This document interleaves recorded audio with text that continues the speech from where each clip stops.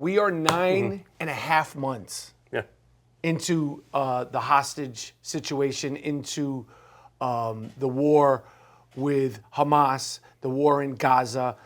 I've been to Israel 4 times. Yes. I am so frustrated, so demoralized, so confused, so just every emotion as to why, how, if we can get these hostages out 9.5 months later. What is your take on the situation as a whole, first of all, and then I'll ask you more specific questions. On the whole, first of all, and this is as simple as I like to keep it simple, master the basics. If tomorrow the Palestinians threw their weapons into the Mediterranean Sea, there would be peace. If the Israelis did it, there would be genocide. Pretty much tells you the good and bad, and that's as simple as I can make it. And as far as everybody, like Queers for Palestine, this is a problem with education. They're being told the wrong stuff. I mean, we know what they would do to any transgender person in the West Bank or Gaza. They're not your friend, and they legitimately, they don't think, they know they're going to heaven if they kill you as a they'll be a martyr in the jihad. And so our education system is messed up because we're not teaching the truth, and then teaching a lot of the Palestinians, all they do is teach their kids to hate the Jews. They hate to hate them. And I don't think people are born hating. They're not born racist. They're taught that stuff. Right. So that's your issue there. And then with these college kids, they're misinformed, but they're very dangerous because Hamas, especially Iran, is laughing at us because we're just fueling this shit. I mean, we were talking about my kids. I'm hanging out with my 4-month-old daughter. There's a 1-year-old baby who's a hostage. Who does that? And just it's amazing. So, and Israel's got to be really careful when they go in. They go as far as warning people, hey, we're coming, and then they find hostages being held by civilians who are reporters, but that's Hamas terrorists, and Hamas are not good people. You know that. You've been over there. It's a messy situation, and I think Israel is basically one of the 2, maybe 3 countries standing in the way of global domination. And I think the World Economic Forum, Klaus Schwab, stuff like that, Israel's a problem. So what they're teaching people is occupiers bad. That's it. Right. And then with the Palestinians, like, look, man, you can't start a war and then play the victim. Mm-hmm. You started this shit, and you keep doing it. October 7th, it was obviously a fucking bad lapse of judgment, underestimation. Yes. It was Shabbat. It was all these sort of crazy things. But even, going into a sleepy airport in Iowa on a Saturday, there's TSA, there's security. What do you think? I know you can't answer, but what do you think went wrong? It was so easy for them to get in. I don't know. I don't care if it's Shabbat. I don't care if it's Hanukkah. I don't care if it's Passover. They got in so easily and with no force back. Again, that's one of those situations where it's like, did someone really know this? Because I'm also convinced that war is big money. And I mean, I'm not saying they let them in, but I mean, there's a lot of contracts that got signed. Same with Ukraine. A lot of money's getting pumped around here. And like, look at the United States. There's always been war or threat of war. And there's always been big contracts and always a need for more tanks and missiles. They've got one of the most secure borders in the world. And they can see drones. I don't know how you miss a bunch of dudes coming in on whatever they were flying. Even the troops, a lot of the IDF were in their barracks. They got overrun. Like they were taken by surprise too. And I would hope it wouldn't get to that level, but boy, they dropped the ball there. I mean, you can't just let Hamas came in, but then the Palestinians are coming in. They're the guys. The civilians. Yeah, and they're torturing people and then eating their breakfast. These are bad people. I mean, I can't even, as a family man, I can't even imagine. I mean, can you imagine, I have a safe room for a reason, and then the IDF will be here. So we've got to get in the safe room, but all of a sudden they're not here. Well, we don't have any guns because we're not allowed, because they're going to protect us, but now they can't. And the safe room is not like, like the Jodie Foster movie. It's not like, it's a room. A lot of them are playrooms. Mm-hmm. They're not like these, underground bunkers. They're going to get in, and they did.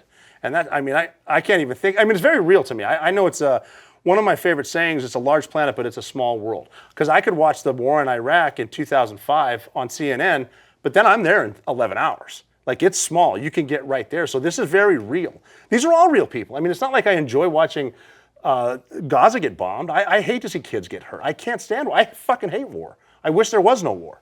But occasionally, though, you do need, what do they say about the lion? You got to remind people who the lion is. Right. And they need to wipe Hamas out. There is no other way. And you know what?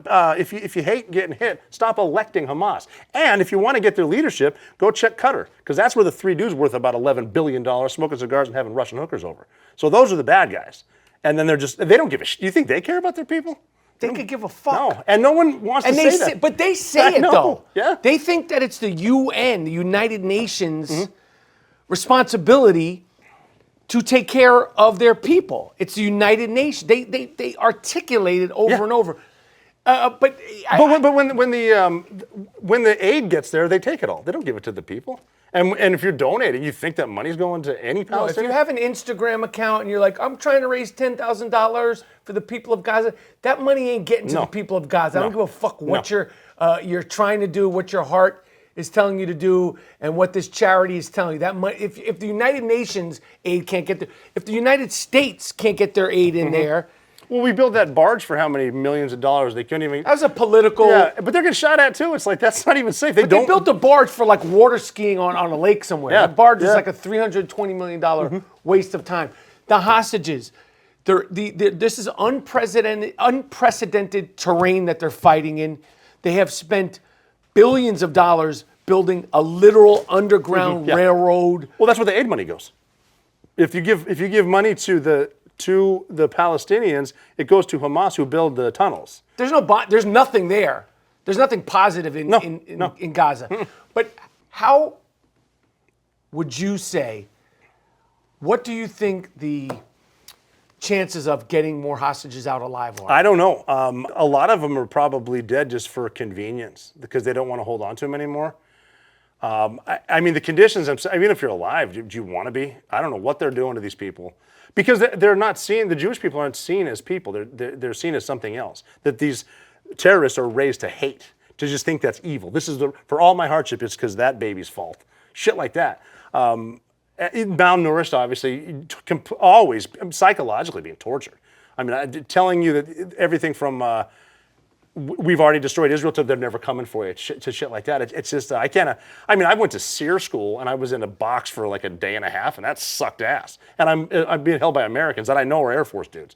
I couldn't imagine, when we were fighting in Afghanistan, especially when you're dealing with foreign fighters from Chechnya or Uzbek or whatever, if you're in a gunfight, there was not even an unspoken rule, a rule that you better keep one bullet, and that's for yourself. Because you do not want these fuckers. It's better to kill yourself than get skinned alive. And that might be the nicest thing they'll do to you. But I mean, these are serious people. And it's not just a political thing. This is real shit. So I mean, I obviously hope they're alive, and I would love to see a peaceful transfer. It's not hard to live next to Israel. It's actually good for you. But they're just taught this ideology from people that will never be on the front lines because they're making money. At the end of the day, someone is in power, someone's making money, and they don't give a shit about anybody else. That's pretty much the bottom line. Why can't the Navy SEALs? What would take, like, how would that work? They should have, with 5 Americans in there, they should have gone in. Delta Force or SEAL Team 6 should have gone in. And that's a very dangerous situation because a hostage rescue is dangerous because you need to be really, really fast.